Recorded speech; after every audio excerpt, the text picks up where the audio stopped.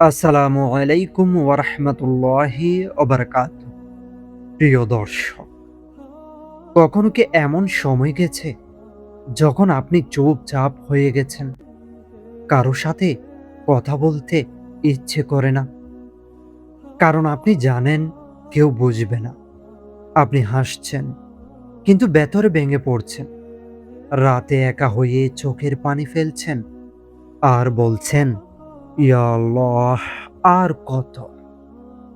আপনি হয়তো ভাবছেন এই কষ্টের কোনো শেষ নেই, কিন্তু আজ আমি আপনাকে একটি সত্য বলবো, যেটি হয়তো আপনি এখন বিশ্বাস করতে পারছেন না। আপনার এই কষ্ট বিতা যাচ্ছে না। আপনার এই অপেক্ষা আপনাকে একটি বিশেষ জায়গায় নিয়ে যাচ্ছে। কারণ ধৈর্যের পরেই আসে আল্লাহর বিশেষ পুরস্কার। একবার ভাবুন, একজন মানুষ, তার জীবনটা এমন যেখানে সবকিছু দেরি হয়। চাকরি দেরিতে, সফলতা দেরিতে, স্বপ্নগুলো দেরিতে পূর্ণ হয়। সে দেখে তার আশেপাশে মানুষরা এগিয়ে যাচ্ছে আর সে পিছিয়ে আছে। তার মনে প্রশ্ন আসে, আমি কি আল্লাহর কাছে গুরুত্বপূর্ণ না? এই প্রশ্নটা হয়তো আপনার মনেও এসেছে। কিন্তু আপনি কি জানেন, আল্লাহ যাকে ভালোবাসেন তাকেই অপেক্ষা করান। হাদিসে এসেছে, আল্লাহ যার মঙ্গল চান তাকে পরীক্ষায় পেলেন। অর্থাৎ আপনার জীবনের এই দেরি, এই কষ্ট, এই অপেক্ষা শাস্তি না, এটি একটি নির্বাচন। একবার ভাবুন, পৃথিবীর সবচেয়ে ভয়ঙ্কর একাকিত্ব, একজন মানুষ, চারপাশেই শুধু অন্ধকার, না কোনো আলো, না কোনো মানুষ, না কোনো সাহায্য। এই অবস্থায় আছেন, আর তিনিই হলেন নবী ইউনুস আলাইহি ওয়াসাল্লাম। সমুদ্রের গভীরে একটা বিশাল মাছের পেটের ভিতরে। এটা শুধু শারীরিক কষ্ট না, এটা মানসিক ভাঙন। কারণ তিনি বুঝতে পারছেন তিনি ভুল করেছিলেন, নিজের দায়িত্ব ছেড়ে চলে গিয়েছিলেন।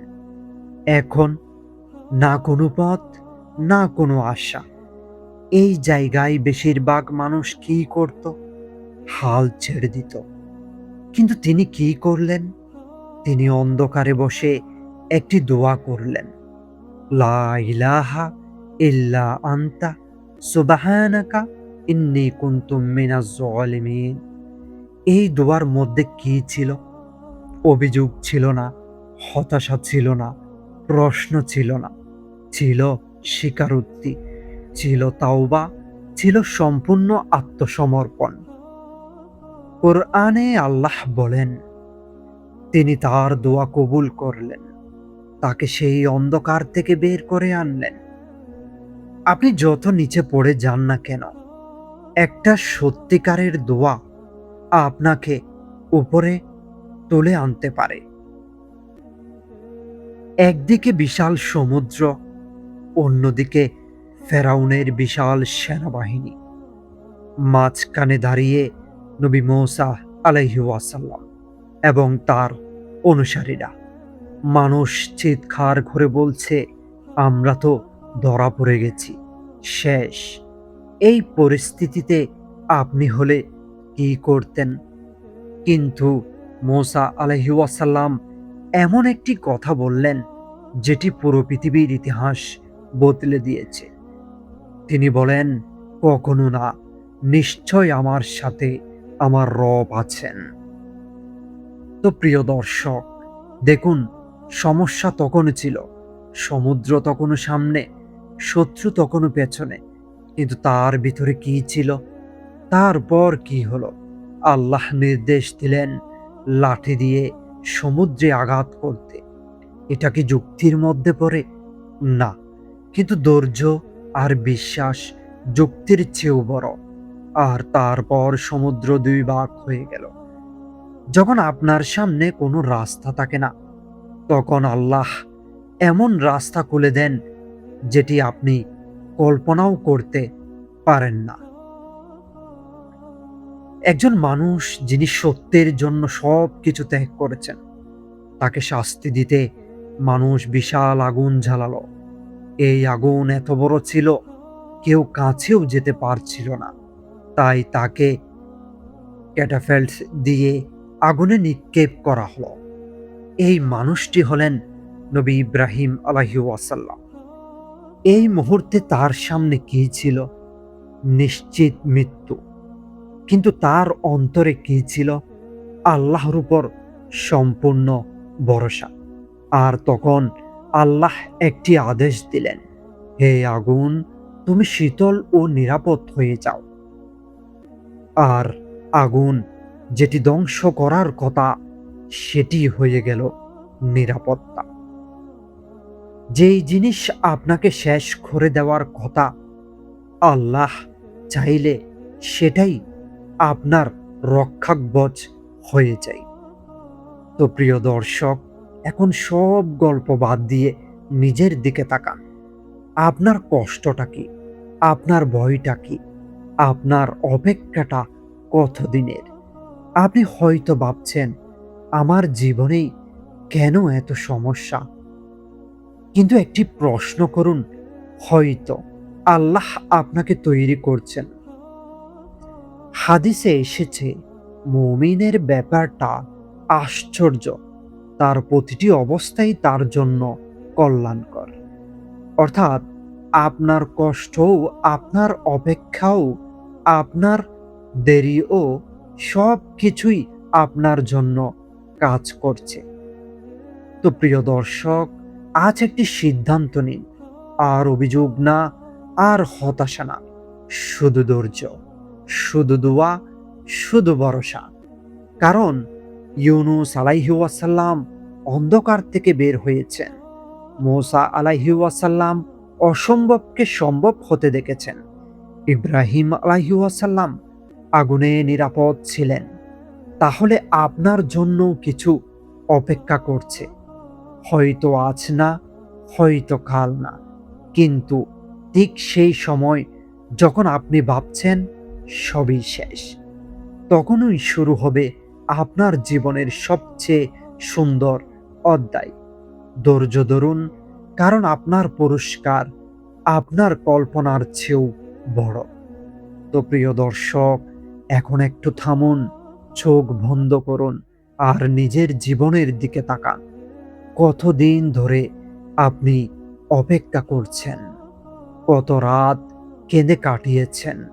কতবার দোয়া করে ভেবেছেন এবার হয়তো কিছু বদলাবে, কিন্তু কিছুই বদলায়নি। ঠিক এখানেই মানুষ ভেঙে পড়ে, ঠিক এখানেই মানুষ হাল ছেড়ে দেয়। কিন্তু আজ আমি আপনাকে একটা প্রশ্ন করতে চাই। আপনি কি সত্যি শেষ পর্যন্ত ধৈর্য ধরতে প্রস্তুত?